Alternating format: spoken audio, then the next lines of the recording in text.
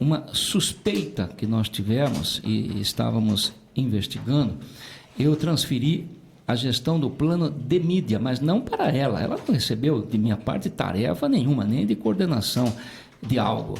Mas o plano de mídia que eu passei para o meu chefe de gabinete, Carlos Mendonça, durante algumas semanas. Aproveitando a oportunidade, já que esse assunto também foi abordado na CPI e aqui na comissão processante, o que levou o senhor a passar esse plano de mídia, ou o controle do plano de mídia, para o assessor Carlos? Bem, como eu vou tentar não me alongar, mas nós tivemos dificuldades desde o início do governo por impugnações, principalmente dessa empresa Infinity. Eu cito porque vou fazer uma ligação em seguida. E nós celebramos finalmente em novembro do ano 2018. E, portanto, dezembro, janeiro, o plano de mídia é um instrumento.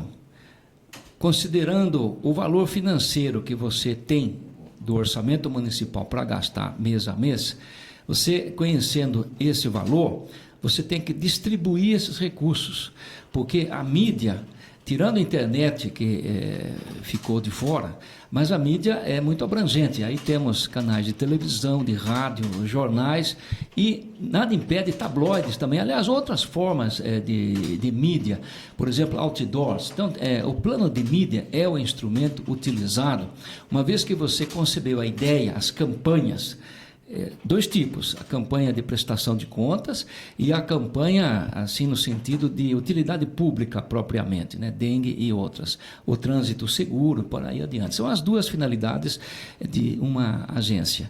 Então, você tem que distribuir, no limite do seu recurso orçamentário, quanto você vai gastar com cada um desses meios. A vantagem de você ter feito a sua licitação é justamente essa, você não tem que gastar por igual, de mídia para mídia. Você vai ter que analisar qual é a sua finalidade da veiculação, qual é o público que você quer atingir. Isso varia conforme a campanha que você pretenda fazer.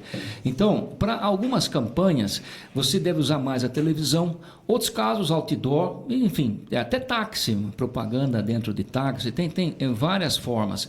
Então, a cada mês, esse plano de mídia, sendo bem feito, deve variar de acordo com o seu objetivo de publicidade.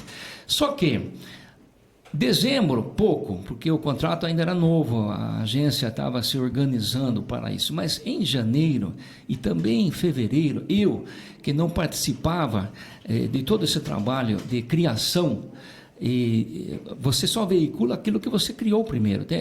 A grande maioria dos trabalhos dentro de uma SECOM é de criação, debate das ideias, depois as gravações.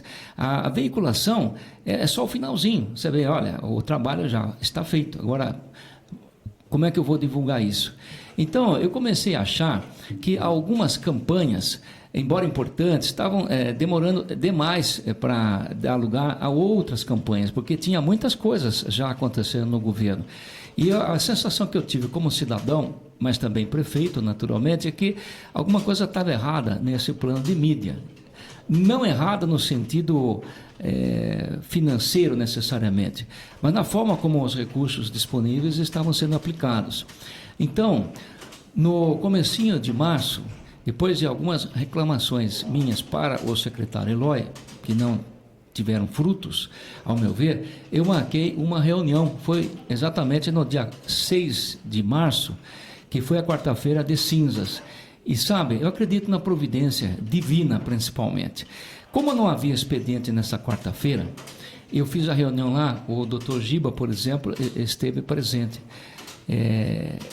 E o Eloy também esteve presente, o meu chefe de gabinete, Carlos, também. Essas pessoas foi justamente para analisar o plano de mídia, que eu estava descontente com o plano, mas o que eu quero relatar aqui é fundamental, como eu falei, deve ser a providência, porque como não tinha ninguém ali no sexto andar, eu cheguei um pouco mais cedo, eu fui fazer uma vistoria nos outros espaços do próprio sexto andar. E daí, eu, circulando numa mesa, eu verifiquei um tabloide chamado Gazeta do Interior. E me chamou a atenção porque eu nunca tinha visto um tabloide com esse título. Então, peguei para ver do que se tratava. Abri esse tabloide e verifiquei que tinha uma página com matéria paga do governo. E como a legislação da Câmara, em bom momento, mandou colocar na lateral o custo daquilo, eu verifiquei que era um preço elevado. E eu nem achei a tiragem daquilo lá. Então, veja, eu já fiz a reunião para discutir o plano de mídia, exatamente isso. Mas se não fosse a providência, me permitam dizer, divina, porque não pode ser coincidência, eu vi ali aquilo que se transformou no maior exemplo de má condução desses recursos. Porque a gente vai gastar qualquer dinheiro num tabloide que não tem tiragem? Eu estou na política, a gente fica sabendo das coisas, né? E eu achei que não existia aquele tabloide, mas estava lá o valor que tinha sido empregado. Então, levei o tabloide para a reunião. E o secretário Eloy ficou surpreso e não soube dar uma explicação para o fato da gente ter gasto um dinheiro com um tabloide que não existia. Só que aí, investigações que aconteceram, um pouco por nós, mas depois, quando a Casa de Papel, que não apresentou ainda os seus resultados, mas algumas coisas já vazaram para a imprensa. O verdadeiro dono de Gazeta do Interior revelou-se ser Antônio Bocalão Neto. Essa pessoa que hoje fica muito claro como uma pessoa que supostamente montou um esquema de desvio de recursos do contrato agência através do secretário Eloy. Isso eu digo suposto porque a polícia que está conduzindo ainda não apresentou publicamente as suas conclusões. Esse Antônio Bocalão Neto é a mesma pessoa que, por notícias, repito, mas por algumas provas que já foram colhidas, foi a pessoa que usou o Salatiel, que é o presidente, se passando diante do Salatiel como servidor, mas era ele, que não era anônimo, ele que, através de um chip comprado, passou essas informações para o Salatiel, que fez a denúncia dessa CPI, dizendo que eram servidores. Nunca foram servidores, foi o único, o senhor Antônio Bocalão Neto. Essa pessoa que depois também já foi noticiado, chegou a tentar envolver, não sei que motivo pessoal esse senhor Bocalão Neto, e até o Salatiel tem para querer caçar o meu mandato. Porque dá a impressão que ele pôs isso na cabeça e ele induziu até o Salatiel a fazer essa acusação, no sentido de que seriam servidores. Não houve, até pelos depoimentos que já foram colhidos pela comissão processante. Mas no meio disso, na minha visão, mas saiu publicado, deve estar nesses autos, por sinal, não sei se o senhor conseguirá achar, um print. Esse print que foi flagrado entre Salatiel, esse, bem claro aqui, tentando ou avisando que iriam ameaçar vereadores no sentido de caçarem o prefeito, porque senão ele ia fazer denúncias de mensalinhos que teriam ocorrido na Câmara, citando expressamente o presidente Fernando Dini. Então, esse Antônio Bocalão, ao meu ver, é o mentor de tudo isso, infelizmente. Certo. Eu, por hora, estou satisfeito, doutor Murilo. Satisfeito, presidente. Vereador Lopes. Senhor prefeito. Vereador, senhor, respondeu. posso ir no banheiro? Por favor. Só um minutinho.